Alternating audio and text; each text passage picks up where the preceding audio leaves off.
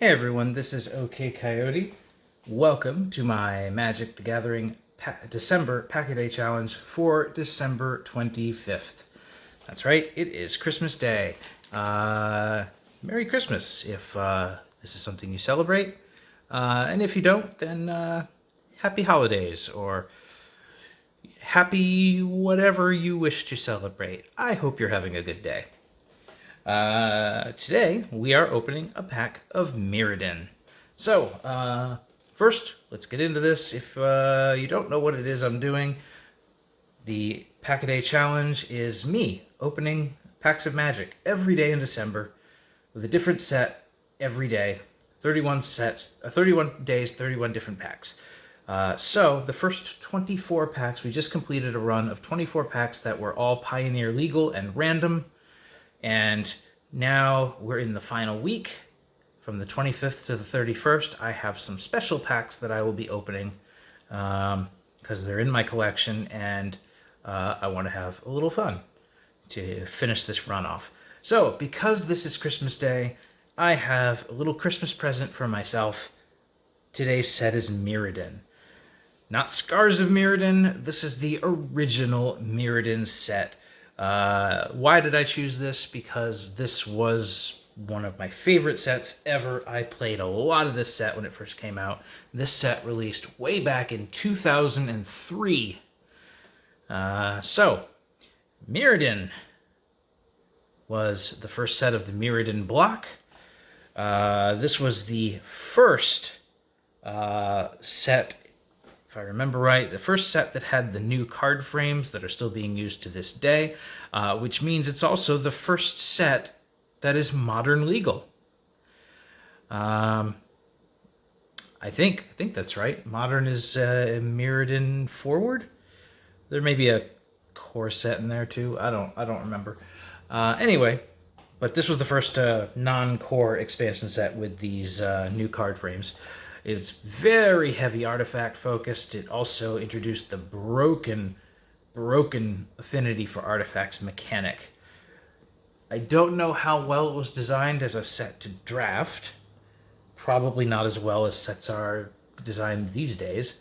But like I said, I played a lot of it, constructed, draft, sealed, you name it. I loved this set. Yeah, so... oh yeah, it's also the set that introduced equipment. Yeah, very innovative expansion. So, brought a lot of new things to the table. I'm excited to see what's in this pack. I know a lot about what's in this set, for once, but let's find out what's in this pack right now. Let's get into it.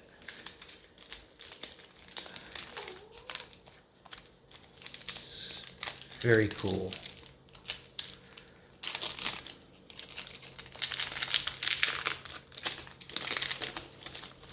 Like I said, it's my Christmas present to me. All right. So, starting off with Inertia Bubble. This is 1 in a blue, and it says Enchant Artifact. This is before auras even existed, or were called auras. So, Oracle text would now say enchantment aura, and then enchant artifact in the actual text. Anyway, enchanted artifact doesn't untap during its controller's untap step. Yep, just taps down an artifact. Could be a plain old artifact or an artifact creature. Don't know how strong this is. Pretty strong in Mirrodin, where there are lots of artifacts and lots of artifact creatures. But in general, not a very solid pick.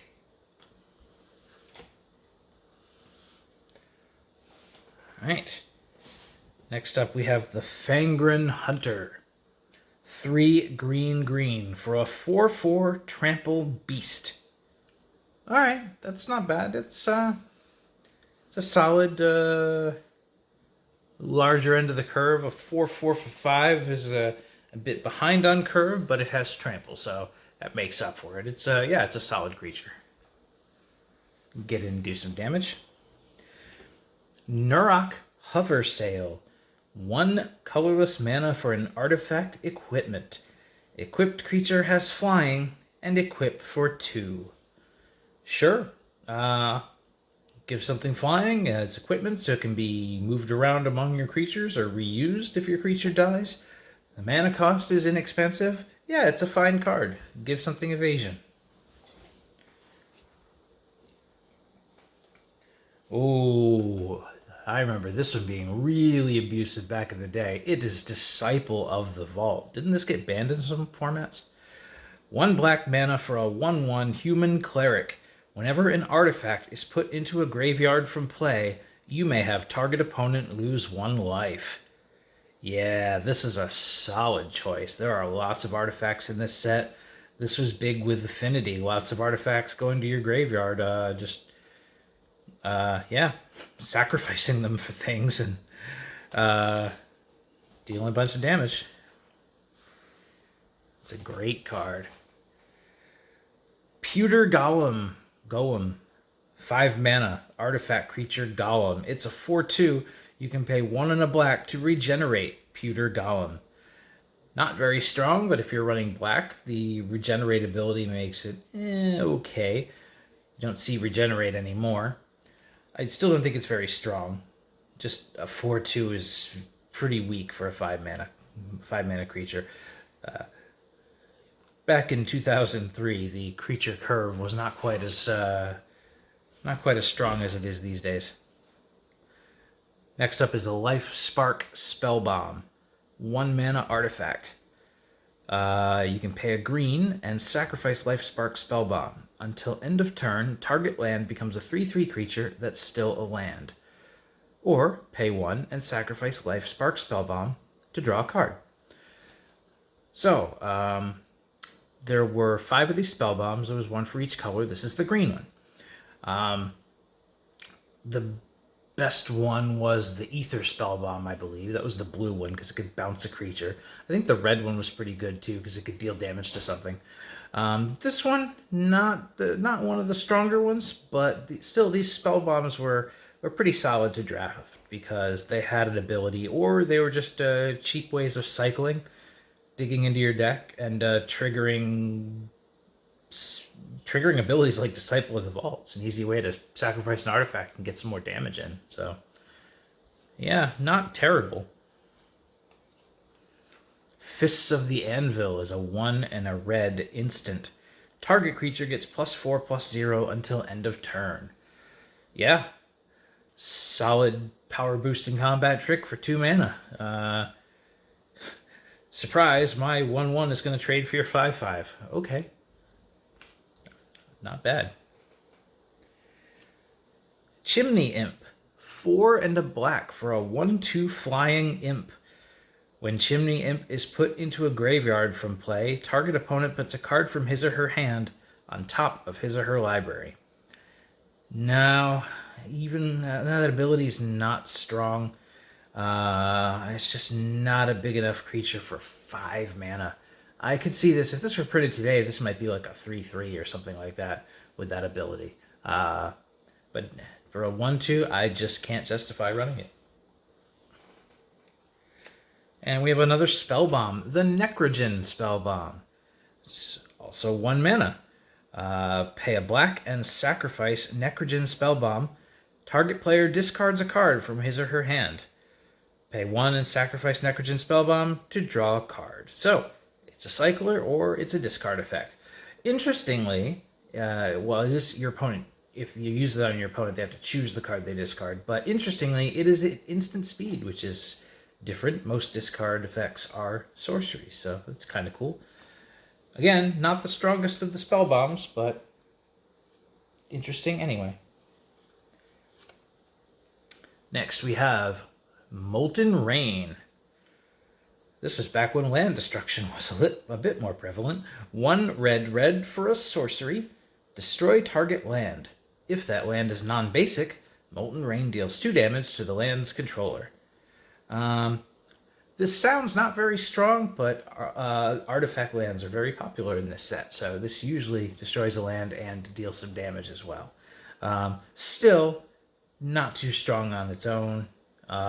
It's not really a burn spell if it can't hit a creature, so I don't think it's very good, unless you're playing a land destruction deck of some sort. We're moving on to the uncommons. We have Farsight Mask. 5 mana artifact. Whenever a source an opponent controls deals damage to you, if Farsight Mask is untapped, you may draw a card. Cool. 5 mana is a bit much. Drawing cards is nice, but you have to take damage to do it. Yeah, I don't like it. There's so many better things I could be doing with that 5 mana. I don't feel that's a solid card. Next up is Sun Droplet. 2 mana, artifact. Whenever you're dealt damage, put that many charge counters on Sun Droplet. Why are we wanting to take damage all of a sudden? At the beginning of each player's upkeep, you may remove a charge counter from Sun Droplet. If you do, you gain 1 life. Well, I can see where this would go well in conjunction with the Farsight Mask.